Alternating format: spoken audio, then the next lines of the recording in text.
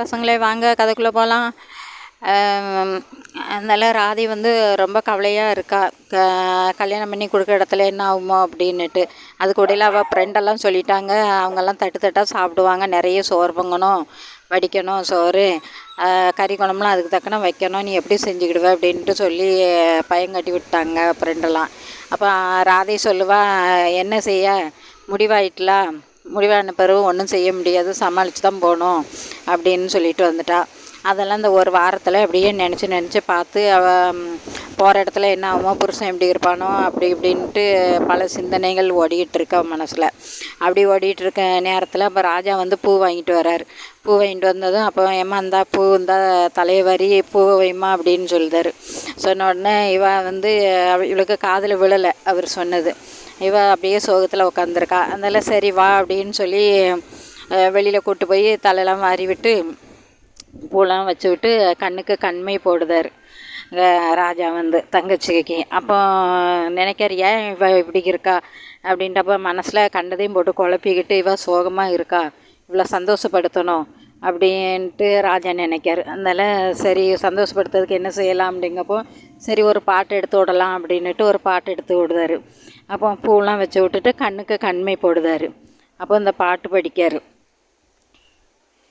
பொன்மணி கண்களில் அஞ்சனை தீட்டி பூவை அண்ணன் கைவளை பூட்டி தாய் வழியே வந்த ஞானத்தை காட்டி தான் வருவாள் மங்கை மங்களம் சூட்டி, தான் வருவாள் மங்கை மங்களம் சூட்டி, பூமுடி பால் இந்த பூன்குழலி புது சீர் பெருவாய் வண்ணத்தேனருவி.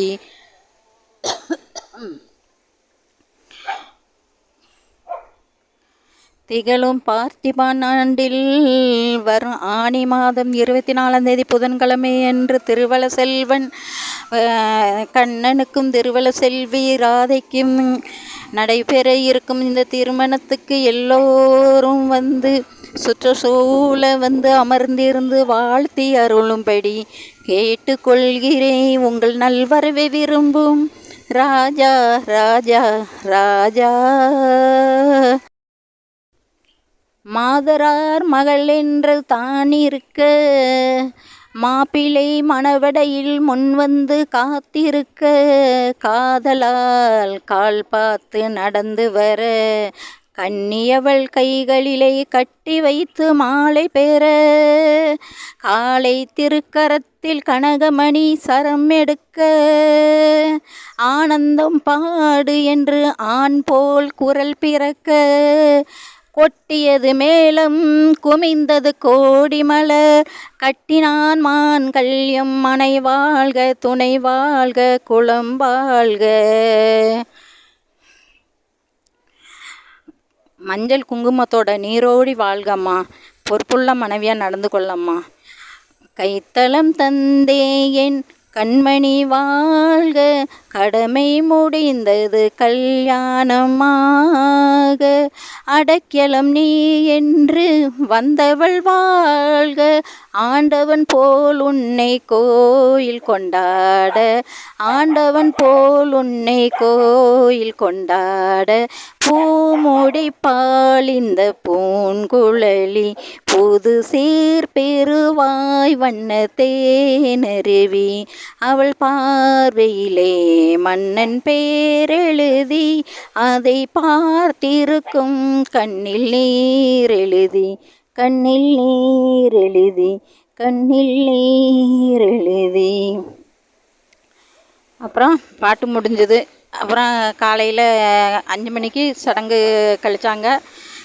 கழித்து முடிக்கவும் காலையில் டிஃபன் நடந்தது. அப்போ ராதையோட அத்தை வந்தாங்க. அத்தைனா அப்பாவுக்கு தங்கச்சி வந்து அப்போ வாடி எல்லோரும் ஒன்றா இருந்து இன்றைக்கி சாப்பிடலாம், நாளைக்கு அவங்கவுங்க வீட்டில் இருப்போம் அப்படின்னு சொன்னாங்க. அதனால சரி அப்படின்னு சொல்லி போய் பந்தியில் வந்து இருந்து சாப்பிட்டா. அப்போ தான் இட்லி எல்லாம் பரிமாறிட்டு இருந்தாங்க. இட்லி ஒரு வாய் தான் எடுத்து வச்சா, அதுக்குள்ளே மாப்பிள்ளையை அழைச்சிட்டு மாப்பிள்ளை வீட்டுக்காரங்க வந்துட்டாங்க. இவளுக்கு என்ன பண்ணுதுன்னே புரியல. அதனால் திருன்னு முழிச்சிட்டு அதனால எந்திரிச்சு ஓடி வந்து கையை கழுவிட்டு வீட்டுக்குள்ளே போயிட்டா. அப்போ ராதையோட அண்ணி சொல்லுவாங்க, ஏம்மா நீ பந்தியில் போய் இருந்த, வீட்டில் 2 எடுத்து வச்சு உள்ளே வச்சு நீ சாப்பிட்டா அப்படியே அறக்க பறக்க சாப்பிட வேண்டாம்லாம், நல்லா சாப்பிடலாம்லாம் அப்படின்னு அவங்க அண்ணி சொன்னாங்க. தேங்க்யூ. அடுத்த வாரம் சந்திப்போம்.